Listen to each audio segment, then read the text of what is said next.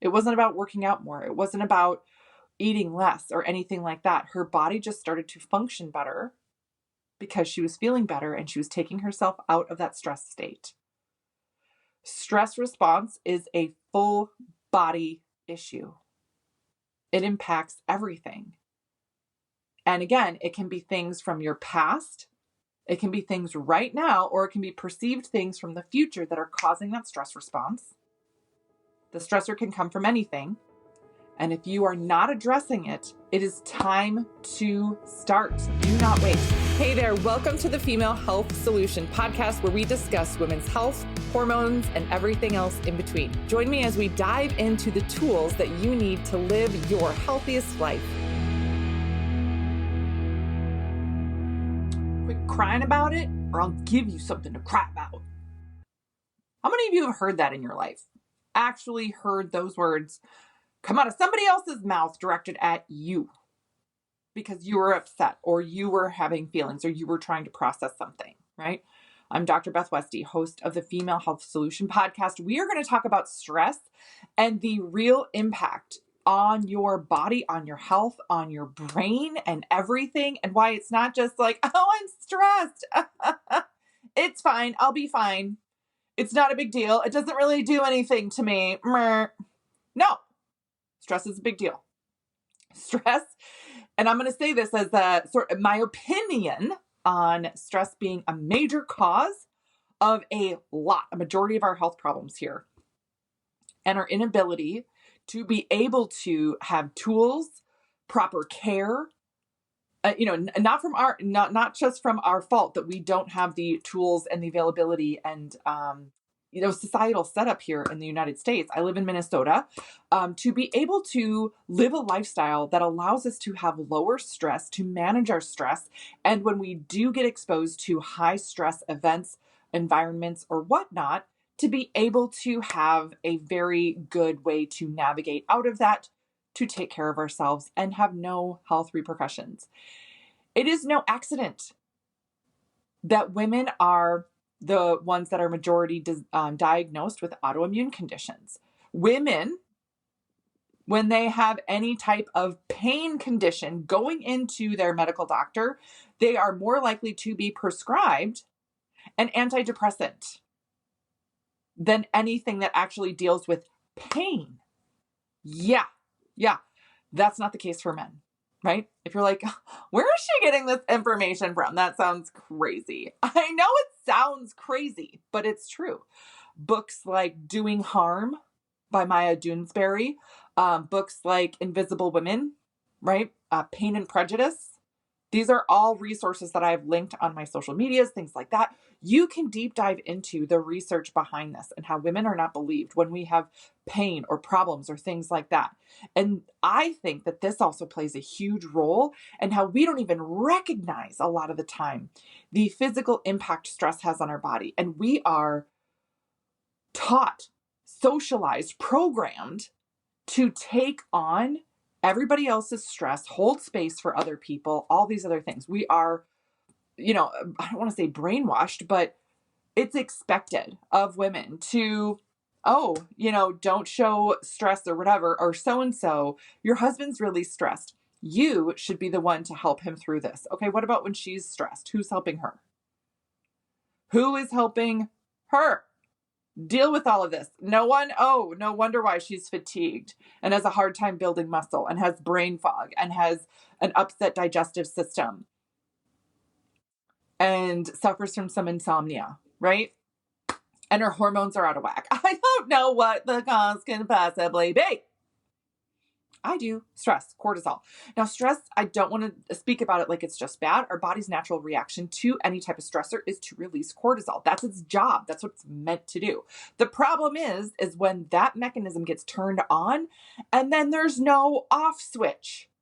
Humans are very different than other animals on this planet in that when that stress response gets turned on, it doesn't automatically just turn off.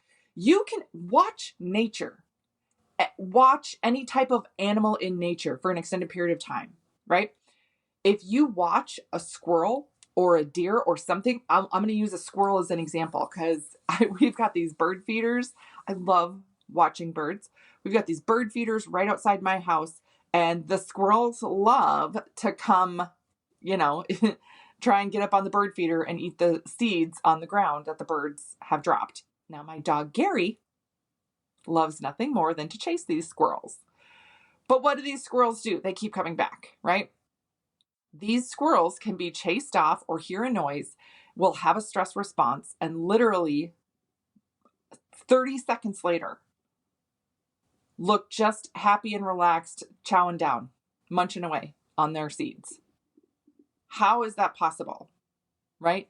Because their nervous system can shut off. It's the same thing with a deer in the woods. A deer can be hanging out, munching on a leaf in the woods. It hears a noise. It hears a twig snap, and it's on high alert. It's got its little deer ears like, oh, there's a danger. Boom, it takes off. It can have that adrenaline response. It can have that cortisol rush, all that stuff to keep it alive. But 5 minutes later, you can see that same deer standing at a stream, cool as a cucumber, drinking water, having a good time. It's boom, turned off that stress response. Humans don't always respond like that. That would be so great if we did, but we don't. Why is that? Because of the way our brains store information and I don't want to say this is like a bad thing or there's something wrong with us, but it's just how it is. We can perceive a stress response from a thought. Like, you don't even have to actually have the stress happening to you at that moment. You can be sitting in your home on your couch, drinking a cup of coffee or tea or something, eating your breakfast, thinking about the very stressful meeting that you have coming up that day, and immediately your body will release cortisol. It will start to change your heart rate, your blood pressure, your digestive process will start to change. Chemical reactions will start to happen in your body from you thinking about a very stressful event that you have coming up. Say your boss emailed you, the night before, and they're like, I need you in my office at 9:30 a.m. sharp. We need to have a meeting. And you read this email and like your stomach drops through your butt. You know what I'm talking about? Where you're like, oh crap. You get a crappy night of sleep.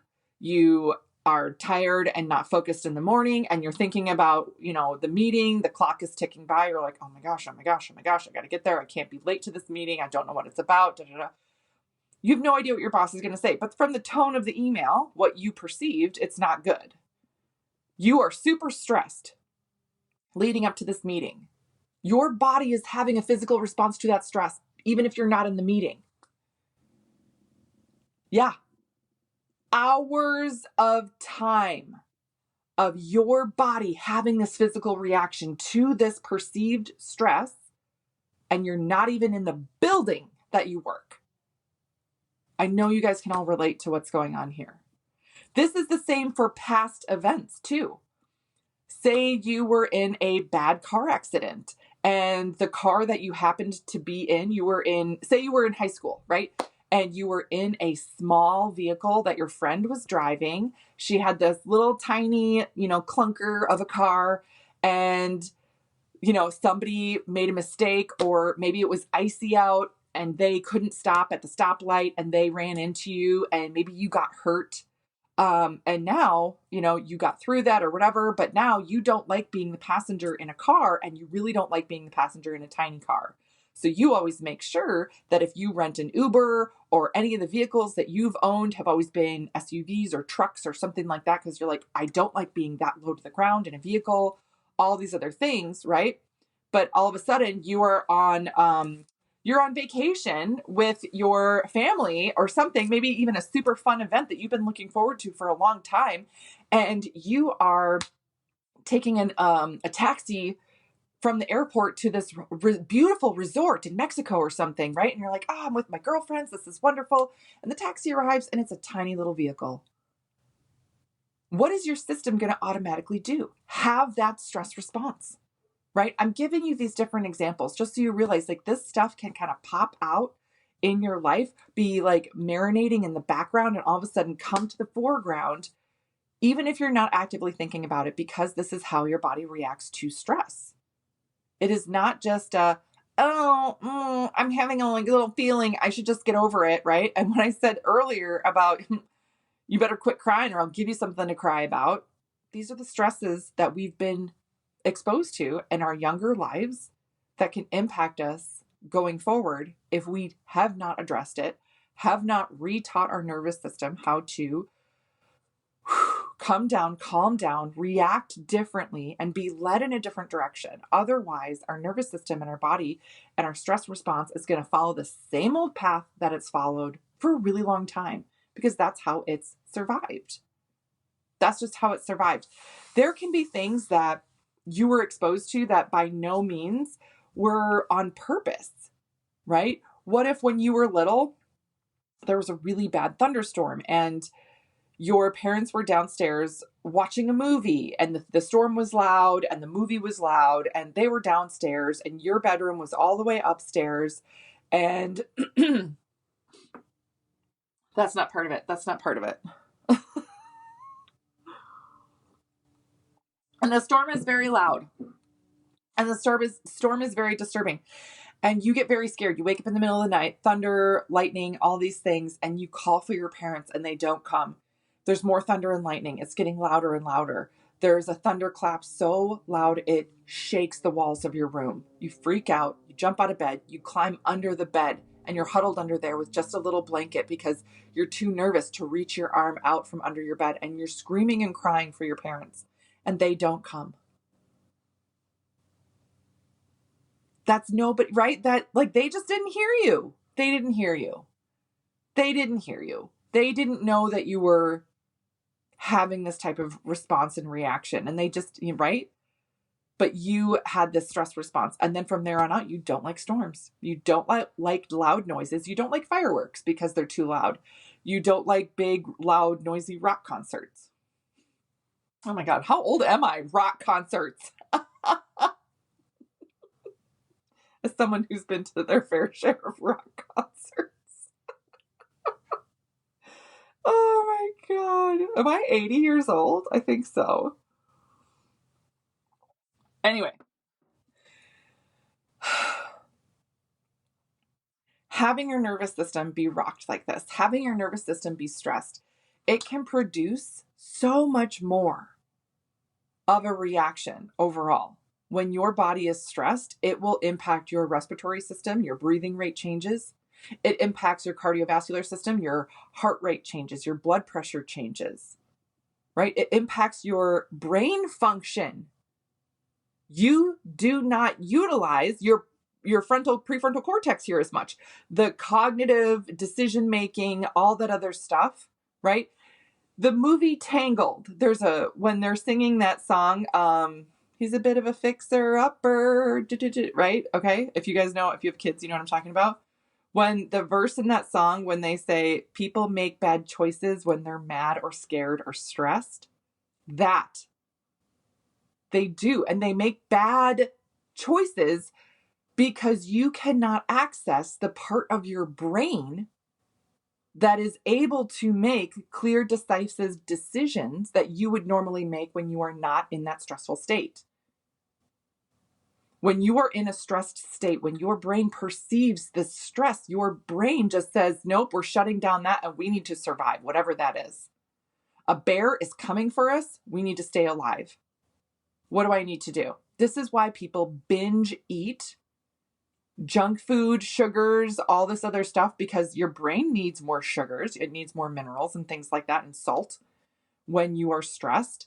And you're using a part of your brain that says, we need to stock up on calories. Hello, something bad is going to happen and our food is going to disappear. Your logical brain cannot just step in and say, whoa, whoa, whoa, buddy, slow your roll. We're good. We're okay. We are sitting in a house that has a fully stocked pantry and fridge. We're fine. Plus, there's a grocery store 5 minutes down the road. We could buy it. We could Uber Eats something if we wanted to. Nope. Your brain doesn't have access to that logical decision-making thought process, right? It's the primitive thought process that will move forward on things. And that's why when you're in that stressed state, you will make decisions and have certain even behaviors that you then will get mad at yourself for later. Thinking, why did I do that? Why did I, whatever? Oftentimes then a next step is because we're feeling those stressors and our brain is functioning like that. You may indulge in, smoking things that you're like, whatever, drinking to numb out, to self-soothe. These are very common things. And these are not things that are also going to help your system actually deal with the stress response better. They numb out your nervous system overall. Other physical symptoms that will occur is that your digestive system does change. The enzymes that are released, the speed of the motility of moving things through, how well your body breaks down and absorbs nutrients, how well it processes, how well it detoxes and moves things out, all changes when you're stressed. Your urinary system can change, right? Every system in your body is designed to react to stress. And again, this is meant to keep us alive. But like I said, humans are very special, and that just our thoughts can bring on these stressors. So what does this mean on a deeper impact of our health? Is that if you do not realize it, you can be in the stress response all the time. This will cause your system to have this elevated reaction. At some point, your adrenals are going to say, nope, I'm done. I'm tapping out. I cannot take it anymore. At some point, your metabolism is going to slow down to start storing everything even more because it says, we are going to need this. I'm going to need this. We need this. Nope. So then you get to a point where you are used to it. And in fact, your brain doesn't even know how to handle not having stress around because the dopamine you get is from being in that stressed state. So your neurotransmitters, the brain chemicals and things like that are actually then addicted to having that stress all the time. Do you ever meet somebody who's just like a chaotic person? They just have a chaos going all the time. And imagine asking that person to come to a calming, centering yoga class with you. They wouldn't even make it through the front door. Right? But this is the thing about working with your stress. So one of my favorite stories, this is a gal, I love her. She's amazing. Hot Mess Express when we started working together. We did a Dutch test. We dove into everything. We worked together for just over 6 months. And it took a long time to really get her hormonal regulation under control. Like there were a lot of stuff all over the place. She'd been under stress for a decade and a half, right? But she was a high energy person, a direct person, a driver, a go-getter, right? Very smart, very quick, very sharp, right? All the women I work with are like brilliant and so smart and resourceful, but you get to a point where you're like, I don't understand why I can't keep moving forward because you can't see the forest from the trees when you're lost in the woods. And that's what the Dutch test helps you look at. So we dove into all this stuff, worked with her hormones, worked with all these things. 6 months later, we do another Dutch test. It looks so much better. Phenomenally better. That's amazing, right? We keep going. She's like, I feel better. I'm sleeping better. I'm building muscle. I've got more energy. Like my skin is better. My hair is growing again. My nails are strong and healthy. Yes. But she's like, I don't understand why I still have this issue or I still can't, whatever, lose weight. And I was like, yeah, because you're still under stress. She didn't believe me that was just literally it. And I said, listen, you're taking all the right stuff. You're taking all of the tinctures, all of the things to help balance your hormones, to help with your stress management. This adrenal balance is one of the best things ever to help with your stress management. The adrenal, honestly, the ashwagandha, and maca and rhodiola being the first 3 ingredients, these are the powerhouse things to help your system respond in a positive way and vital, energetic way to that stress, right? It's like taking a fire hose to the fire versus like a garden hose. This is going to help battle that stress. But the other thing that we needed to layer in was meditations. And she's like, I hate it. I don't like it. Da da da da. She added in meditations. She was doing the adaptogens and doing nothing else different. She lost over 5 pounds in less than 4 weeks because her system was actually able to calm down. It wasn't about working out more. It wasn't about eating less or anything like that. Her body just started to function better because she was feeling better and she was taking herself out of that stress state. Stress response is a full body issue. It impacts everything. And again, it can be things from your past, it can be things right now, or it can be perceived things from the future that are causing that stress response. The stressor can come from anything. And if you are not addressing it, it is time to start. Do not wait. We live in a world now too, where it's dang near impossible to just live a super healthy life unless you have a lifestyle set up that allows you this flexibility, right? I would love to say that I myself handle stress beautifully. I do not all the time, right? I am married.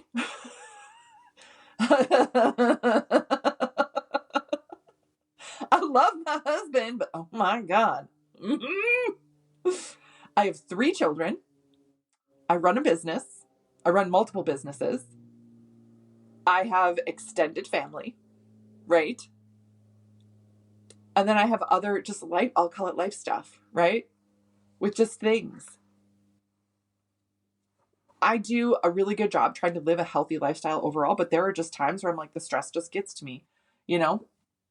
I take my adaptogens most of the time. Sometimes I forget and I always can tell. And there are days, especially weeks of the month, that I really need to make sure I am getting enough adaptogens. Do what you can to handle your stress. Do not feel bad if you're realizing, oh my gosh, my stress really has been a problem. I haven't addressed it properly. What is wrong with me? Why can't I do this, etc. There's nothing wrong with you. You didn't do anything wrong. It is just time to step up to the plate and take care of it. And if nothing else, if you're like, maybe I should do a Dutch test, I don't know, I'm nervous, the price on that is high. Yes, it is, but it is the most complete hormonal test you will ever get. Start here. Start with the adrenal balance tincture. Start with the other tinctures I have. If you have issues sleeping, use the sleep tincture. If you're in menopause, get the menopause tincture. If you have a cycle, use the estro balance and progesterone balance tinctures. They're designed to help your system function with very little other than going bloop, bloop in your mouth. That's it. Easy, fast, and powerful. You will feel a difference. That is the way I designed them. That is how they work. And that is the constant feedback that I get from them. So that is what I got for you guys today. Please let me know if you have any other questions. I know this was a little bit longer of a podcast, but I'm hoping that I wanted to spend the time talking about the different aspects of stress, where they come from. And again, for you to realize it's not just your fault, but you have to start to pay attention to what your body feels like, what your brain is doing. And one of the best ways to start is to start taking that stress response down. This is a tool that helps you do that. Use the tools that you need. Then that helps you move forward from the stuck place that you're at. So you stop feeling this way and you start taking control of your health again. So thank you for tuning in. Thank you for being here. I love talking about this stuff. I love sharing stories with you guys. I so appreciate you. I love what I do. And you guys being here allows me the opportunity to keep sharing these things and keep talking about it. And if you have a story that you want to share about stress, please reach out to me. You're going to get all the, information in the show notes in these links here. But if you ever want to send me an email or a message or something and be like, yo, I listened to this podcast and this, and it made me think of this story. Tell me the story. I love hearing about it. Or if you use these tinctures and you're like, oh my gosh, yes, this happened. I just heard from somebody else, by the way, really crazy situation with the hurricanes that happened this year, that she got displaced from her home very suddenly, didn't have an opportunity to take her tinctures. A week later when she got back into her house, and of course this is a very stressful time, right? She got back into her house, she took the tinctures and she was like, oh my gosh, yes, I needed these. Yeah, they're powerful. So thank you again for being here. Have a great rest of your day, and I will see you on the next episode. Thank you for joining me on today's episode. If you would like more information, just head on over to drbethwesty.com for all the show notes and information from today's episode. And if you're looking for more community, more support, you can find and follow me on Instagram, Facebook, YouTube, TikTok, and I would love to see you there.